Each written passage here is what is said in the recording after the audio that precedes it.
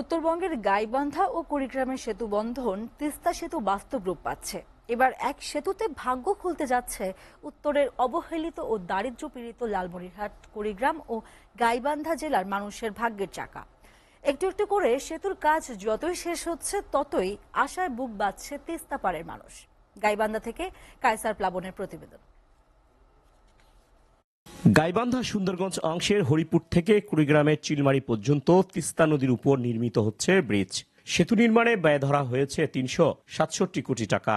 সেতুটির ৩১টির মধ্যে ২৫টি স্প্যান বসানোর কাজ সম্পূর্ণ হয়েছে, বাকি ৬টি স্প্যানের কাজও চলছে দ্রুত গতিতে। সেতুর সাথে নির্মাণ হচ্ছে ৮৬ কিলোমিটার এক্সপ্রেস রোড। এই ব্রিজ ব্যবহার করলে কুড়িগ্রাম থেকে গাইবান্ধা হয়ে ঢাকায় পৌঁছানোর দূরত্ব কমবে ১৪৩ কিলোমিটার। এই নদী পার হইতে ৩ ঘন্টা গাড়ি ঘোড়া ঢাকায় যেতে পারবে। গাইবান্ধার উপর দিয়ে দ্রুত যাতায়াত করা যাবে। চিলমারির লোকেরা যারা আছে এদের জন্য হচ্ছে যোগাযোগ ব্যবস্থা উন্নত হবে। তিস্তা সেতুর কাজ শেষ পর্যায়ে আশায় বুক বাঁধছে এলাকার লাখো মানুষ। স্থানীয়দের আশা, এ সেতু অর্থনৈতিকভাবে স্বাবলম্বী করে তোলার পাশাপাশি রক্ষা করবে নদী ভাঙন থেকেও শুধু যোগাযোগে নয়, এর কারণে খুলবে কৃষি, ব্যবসা বাণিজ্য অপার সম্ভাবনার দ্বার। এ সেতু ব্যবহারে ভারতের সাথে স্থল বন্দরেও মালামাল পরিবহন সহজ হবে। বর্তমান যাতায়াত পথটাই হচ্ছে নৌকা পথ।